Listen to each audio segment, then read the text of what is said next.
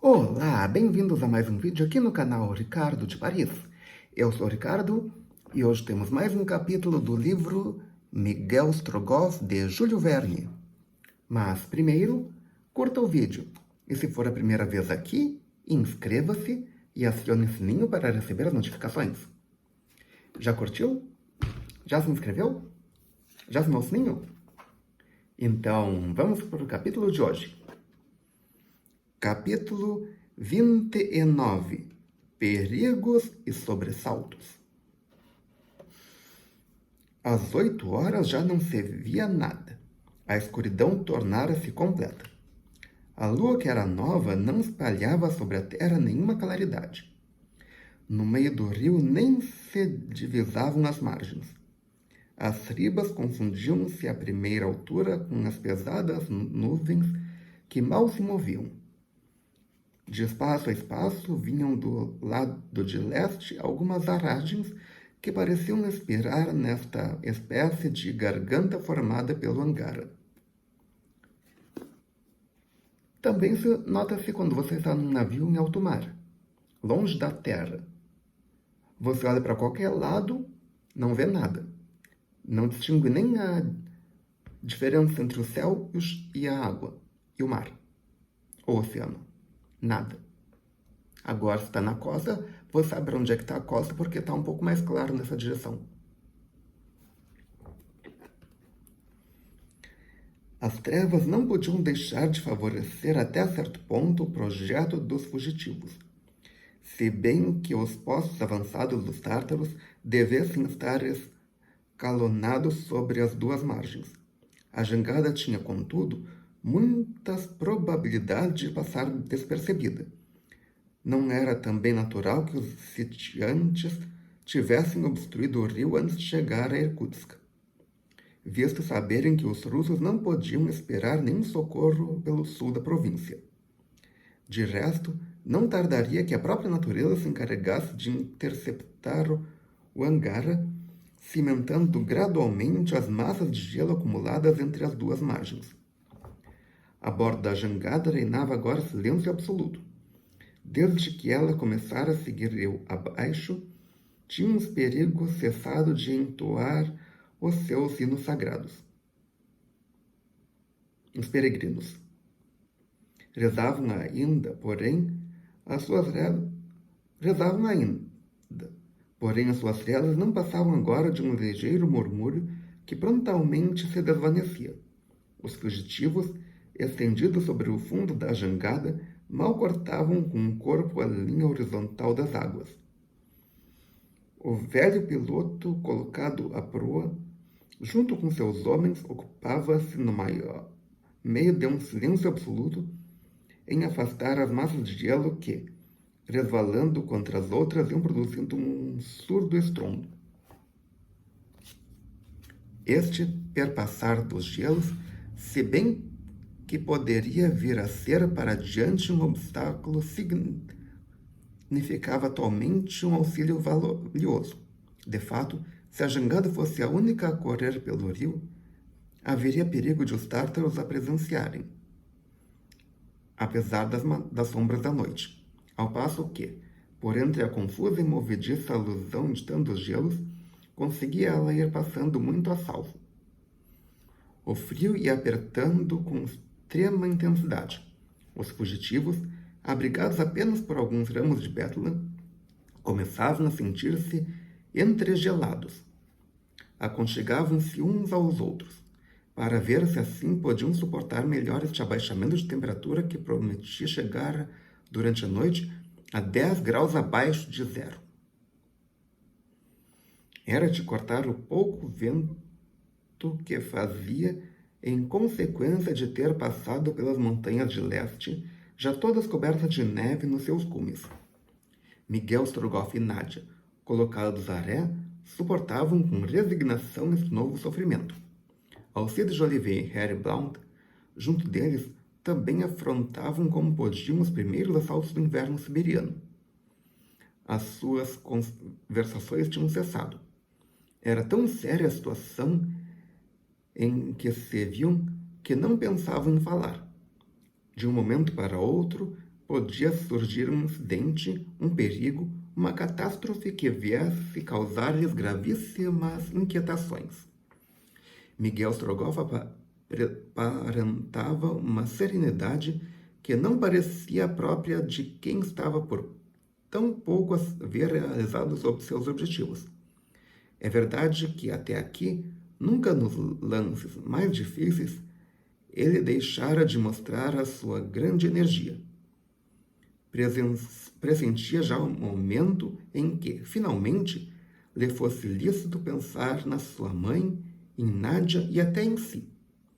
Só um receio vinha-lhe dar-lhe o céu azul das suas esperanças. Era se a jangada não poderia chegar a Irkutsk, paralisada no seu andamento por alguma imprevista acumulação de gelos. Preocupava-o de vez em quando esta ideia. Entretanto, se a fatalidade ainda lhe levantasse mais algum obstáculo, estava bem decidido a vencê-lo por qualquer ato supremo de ousadia. Nádia, restabelecida pelo repouso de algumas horas, tinha recuperado aquela natural energia que a desventura suplantava às vezes, sem lhe abafar a energia moral. Também estava decidido, no caso de Miguel Strogoff, querer ainda tentar alguma nova temeridade, a não se afastar dele para poder servir-lhe de guia. Por outro lado, quanto mais se aproximava de Irkutsk, mais a imagem do pai se lhe desenhava distintamente no espírito. Viu no meio daquela cidade sitiada, lutando contra os invasores com todo o fogo do seu patriotismo. Dentro de poucas horas, se o céu se lhe atentasse às fervorosas súplicas, estaria nos braços deste exilado querido para lhe transmitir as últimas palavras da mãe e para nunca mais se afastar dele. Se o exílio de Vassili Orlik tivesse de ser perpétuo, sua filha, também como exilada, ficaria sempre a seu lado. Depois, como ideia associada, lembrava-se do homem a quem era devedora de tornar a ver seu pai, desse homem generoso e bom que lhe dera o nome de irmã, e que, acabada a guerra com os tártaros, regressaria a Moscou sem talvez se lembrar mais da sua companheira de viagem. Será? Vamos descobrir. Ou será que não? Vamos ver o que o autor vai dizendo mais adiante no livro. E você? Coloca nos comentários aqui embaixo o que você acha que vai acontecer. Vamos ver quem adivinha? Quanto ao Cid Jolivet e Harry Blount, esses só tinham um único e recíproco pensamento, o de acharem extremamente dramático o lance em que se viam, lance que, bem gizado e desenvolvido, deveria render-lhes uma das mais interessantes correspondências do estrangeiro. O inglês pensava nos seus leitores do Daily Telegraph, e o francês nos de sua prima Madalena. Qual será que era o jornal dele? Fica um mistério. Porém, tanto um como o outro não deixavam de se sentir sumamente impressionados pela gravidade da presente situação. Era tanto melhor, dizia consigo mesmo Alcide Jolivet, para impressionar é preciso estar impressionado. Creio até que há um verso notável onde refere esse pensamento. Mas eu nego mas negro seja eu se me lembrar dele. E com seus olhos muito abertos, procurava romper a treva espessa que envolvia todo o rio. Intensos clarões, porém, viam às vezes quebrar a escuridão desta noite frigidíssima, aumentando debaixo de um aspecto maravilhoso os diferentes objetos que orlavam as margens do rio. Era uma ou outra floresta, uma ou outra aldeia, que estavam ainda em chamas. Sinistra reprodução dos quadros vistos de dia, realçados agora pelo contraste da noite. O hangar mostrava-se, de um ao outro lado, resplandecente de luz. As massas de gelo formavam uma notável profusão de pontos cintilantes que se deslocavam conforme as ondulações da corrente, verberando o fulgor dos incêndios por meio de cores variadíssimas. A jangada, confundindo-se com os gelos, continuava a passar despercebida. O mal, todavia, não estava ainda nisto. Um perigo de diferente natureza ameaçava os fugitivos. Perigo que se não podia prever e que, sobretudo, se não podia evitar. Foi o Cid Jolivet quem deu por ele da seguinte maneira. O correspondente francês deitara-se do lado direito da jangada, deixando casualmente cair uma das mãos dentro d'água. Contados os dedos com a superfície da corrente causara-lhe, porém, notável surpresa. Dir-se-ia que a corrente era de uma consistência viscosa, como se fosse formada por um óleo mineral. Alcide Jolivet, ao silêncio do olfato, veio descobrir o que era. Uma camada de nafta líquida espalhava-se sobre o hangar, seguindo a sua corrente. A jangada iria, pois, flutuando sobre essa substância tão eminentemente combustível? De onde teria vindo aquela nafta? Fosse algum fenômeno natural que a fizera arrastar para ali, ou deveria ela servir de instrumento de destruição premeditado pelos tártaros? Queriam levar estes o incêndio até dentro de Irkutsk, correndo os meios que os direitos da guerra não justificam entre nações civilizadas? Tais foram as perguntas que a si próprio formulou Alcide Jolivet. A sua descoberta só comunicou a Harry Blount, e ambos resolveram não a transmitir aos outros companheiros da jangada, para lhes pouparem deste novo susto. Sabe-se que o solo da Ásia Central é semelhante a uma esponja impregnada de carbonetos de hidrogênio líquidos. As nascentes de óleo minerais seguem aos milhares na superfície dos terrenos, tanto no porto de Baku, na fronteira pérsia, e na península de Absheron, no Mar Cáspio, como na Ásia Menor, na China, no Xinjiang e na Birmânia. A Ásia Central é, pois, o país do óleo, como também o país do óleo é todo o território da América do Norte, onde se encontram idênticas nascentes. Durante certas festas religiosas que se celebram especialmente em Baku, os indígenas adoradores do fogo costumam lançar à superfície do Mar Cáspio a nafta líquida, que fica flutuando em consequência de sua densidade ser menor à da água.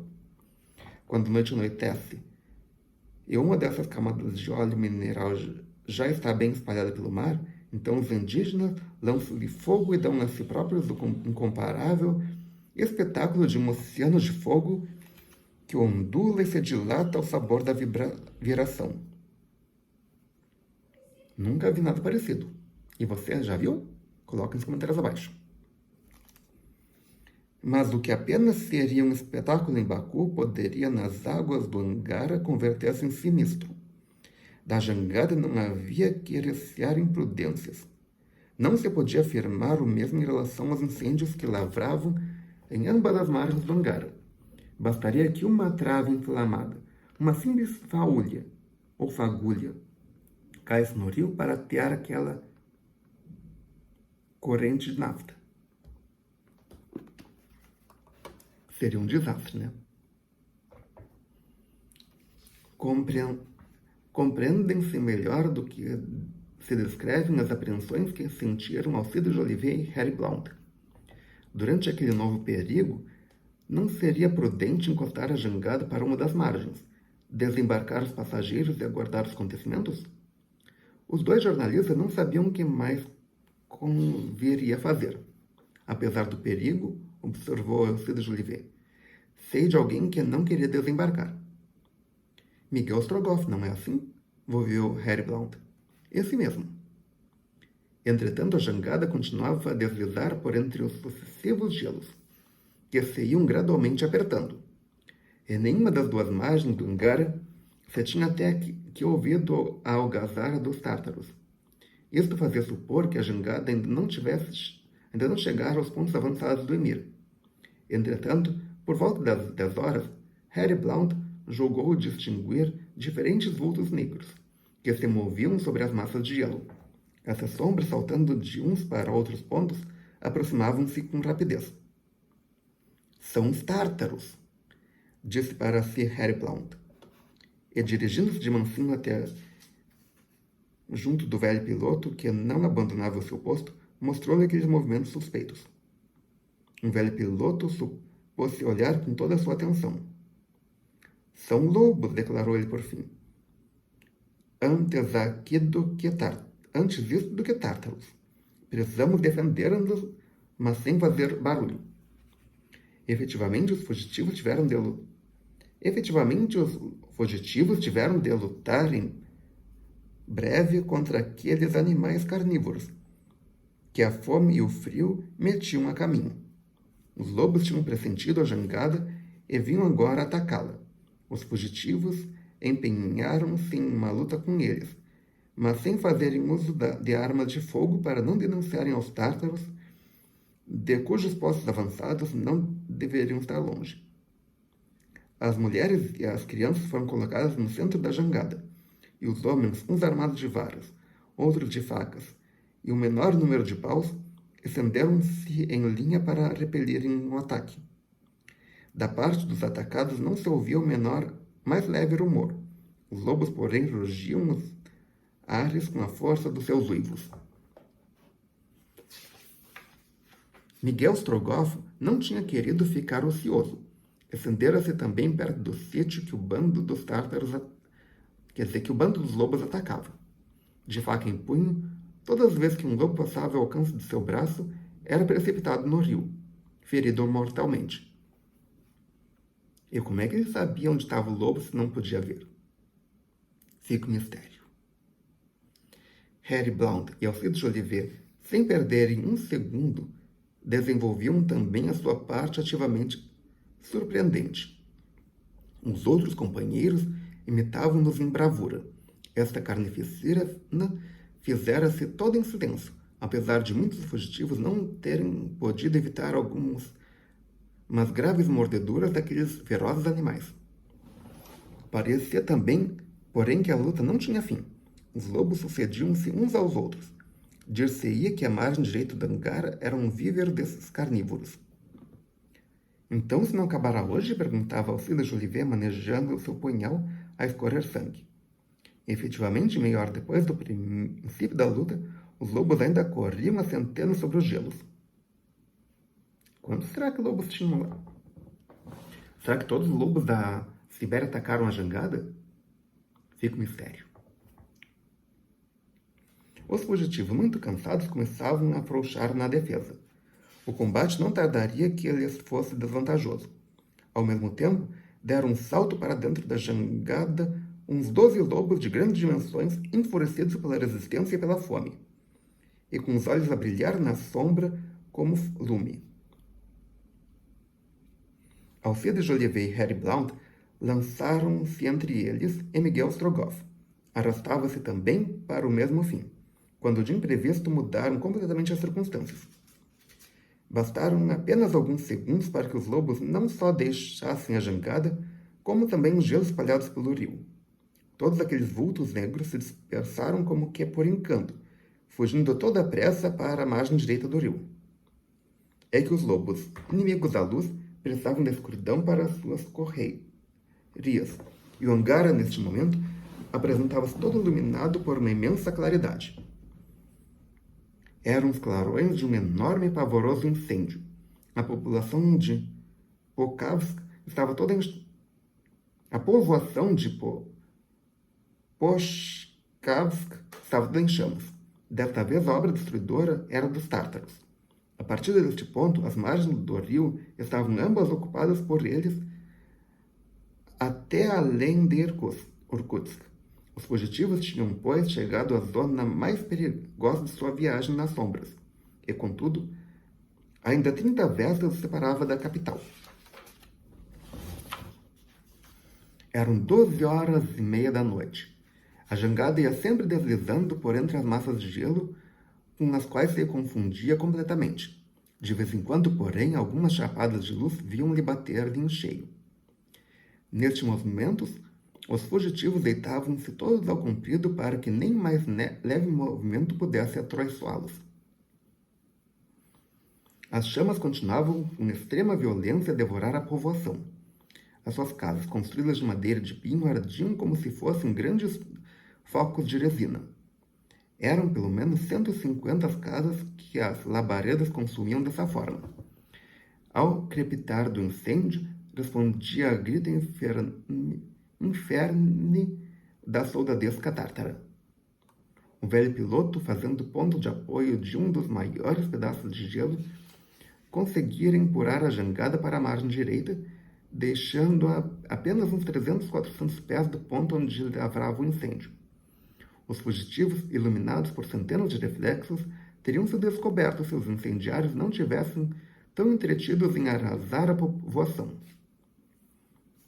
Compreendem-se quais seriam as inquietações dos jornalistas, lembrando-se do líquido combustível que cercava a jangada.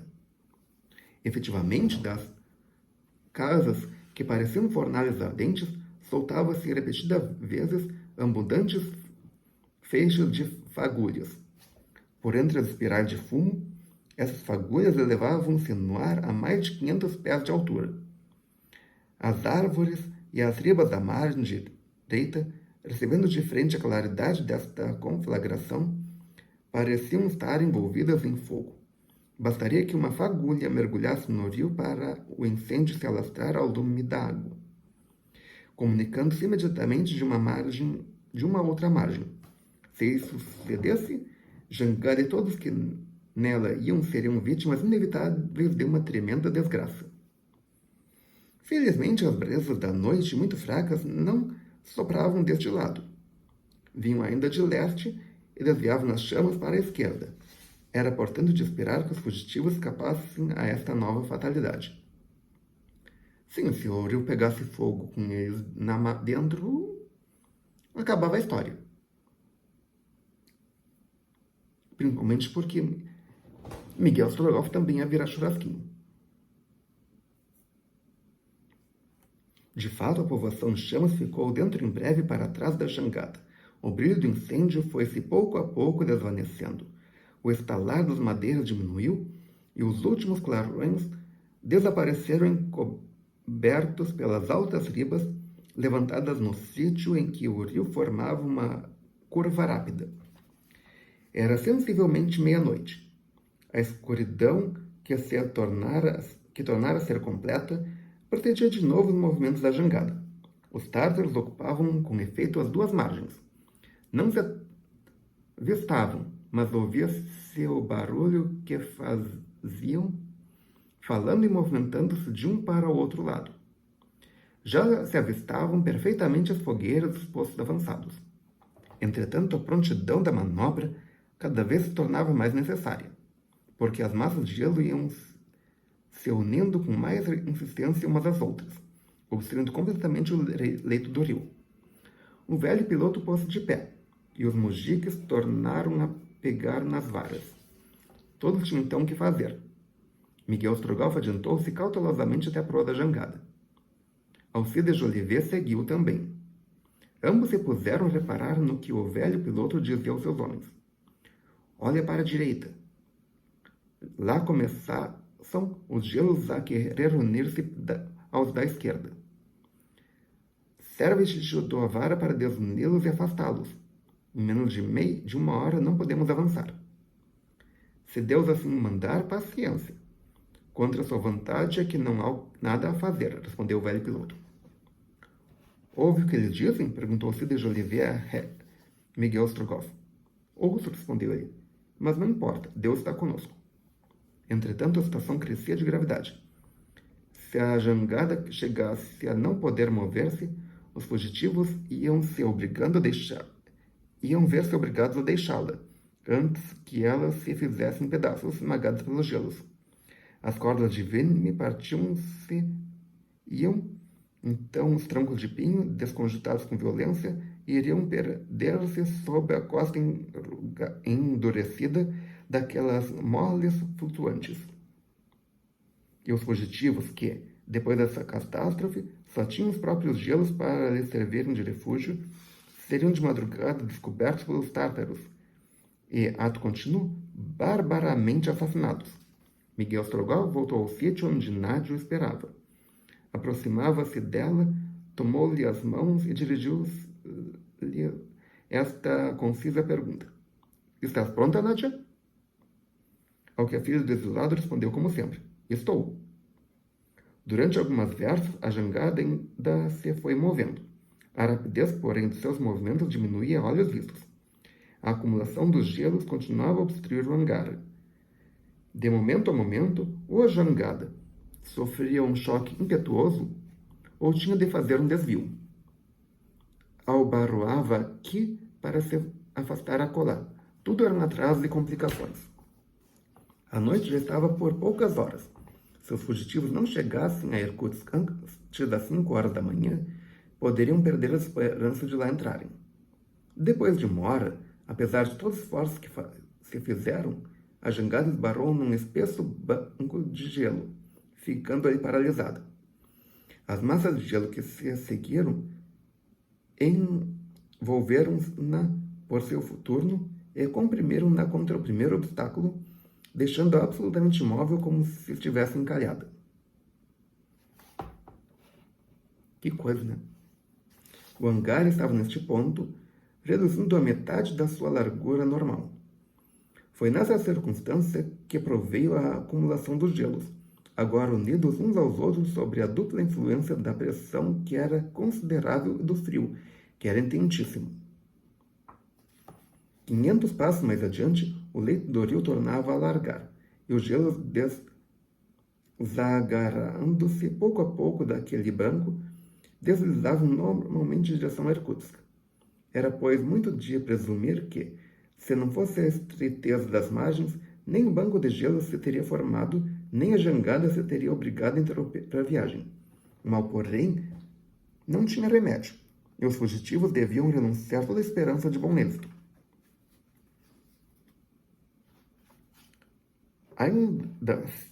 Ainda se eles tivessem à sua disposição os instrumentos de que se servem ordinariamente os baleeiros para rasgar uma passagem através do ice fields, ainda se eles pudessem romper este banco de gelo até o ponto onde o rio tornava a alargar-se, talvez que o tempo não lhes faltasse, mas a bordo da jangada não haviam serras nem picaretas. Não havia nada que pudesse cortar esta muralha formada com excesso do frio, tão dura como o granito. Ice fields, em que são? Segundo o tradutor, são campos de gelo. Sabe alguma coisa a mais? Se sabe, coloque nos comentários abaixo. É o que eu sei. E posso dizer. Vou esperar os comentários de vocês para ver quem comenta alguma coisa sobre o assunto. Que resolução se deveria tomar? Ao mesmo tempo, sentiam-se repentinas detonações de tiros de espingarda partindo para a margem direita. Um chuveiro de balas começou a cair sobre a jangada. Teriam sido, porventura, descobertos fugitivos? Parece que sim, porque da margem esquerda partiam também novas descargas. Os fugitivos colhidos entre os dois fogos tornaram-se os alvos dos atiradores tártaros. Alguns deles foram feridos, se bem que as balas chegassem ao acaso no meio da escuridão. Vem, Nádia, recomendou Miguel Strogoff ao ouvido da sua companheira. Nádia estendeu a mão a Miguel Strogoff sem lhe dirigir a mínima pergunta. Precisamos atravessar o banco de gelo, declarou ele baixinho. Guia-me até a proa da jangada sem que ninguém dê pela nossa falta. Nádia obedeceu. Miguel Strogoff e ela saltaram para cima do banco de gelo no meio daquelas profundas sombras que apenas eram cortadas pelo rápido clarão dos tiros de espingarda. Nádia, agarrando-se às protuberâncias do gelo, trepava adiante de Miguel Strogoff. Em redor deles caíam as balas sem descanso, crepitando sobre o gelo. A superfície daquele banco, áspera e cheia de arestas agudas, deixou-lhe as mãos em sangue, mas não os impediu de avançar. Passados 10 minutos, Miguel Strogoff e Nadia, depois de repetidos esforços, atingiram a parte inferior do lado oposto do barco. As águas da Angara não estavam geladas deste lado. Alguns pedaços de gelo, desprendendo-se pouco a pouco do banco, seguiam novamente a boiar a linha da corrente. Nadia compreendeu qual era o pensamento de Miguel Strogoff. Vendo que um dos maiores blocos de gelo estavam prestes a desligar-se um dos outros, que formavam um conjunto de blocos, disse: "Vem, Miguel." Ambos se deitaram sobre aquela massa de gelo que uma pequena oscilação acabou de desprender. Um gelo começou a mover-se, e o rio, alargando-se, deixava livre o caminho. Miguel Strogoff e Nadia ouviram ainda os tiros de espingarda, as vozes de aflição e o bramido dos tártaros. Depois desses gritos de profunda angústia e de estúpida alegria, foram se amortecendo pouco a pouco. "Pobres companheiros", balbuciou Nadia. Durante meia hora a corrente empurrou com rapidez os pedaços de gelo que suportavam Miguel Strogoff e Nadia, e que, de um momento para o outro, se poderia desfazer debaixo deles, levado pelo fio da corrente, seguia sempre o meio do rio. Só quando estivessem perto do cais de Irkutsk é que poderiam dar uma direção oblíqua. Miguel Strogoff, com os dentes cerrados e o ouvido escuto, não pronunciava uma só palavra. Nunca lhe se vira tão perto do fim a que se propunha. Sentia finalmente que ele estava quase a tocar com as mãos. Pelas 2 horas da noite, uma dupla fileira de pontos luminosos abrilhantava o sombrio horizonte, em que se confundiam as duas margens do Angara. À direita eram as luzes que saíram de Irkutsk, à esquerda as fogueiras do acampamento tártaro. Miguel Strogoff estava apenas meia versta da cidade. "Até que enfim!" exclamou ele. Mas de repente Nadia soltou um grito. A este grito, Miguel Strogoff levantou sobre a massa de gelo que oscilava. Estendeu o braço direito em direção à parte superior do rio. O rosto, completamente iluminado por intensos reflexos azulados, tornou-se terrível e como seus olhos tivessem recuperado a vista. "Maldição!" balbuciou ele. "Até a providência se insurge contra nós." O que será que vai acontecer amanhã? O que será que ele viu? Ou pressentiu? Vamos descobrir amanhã. Porque por hoje é só. Se você gostou, clique em curtir. Adicione esse vídeo aos seus favoritos. Compartilhe com seus amigos. Traga pelo menos um inscrito para o canal. Obrigado pela presença. Obrigado pela audiência. Até amanhã com mais um capítulo e até logo!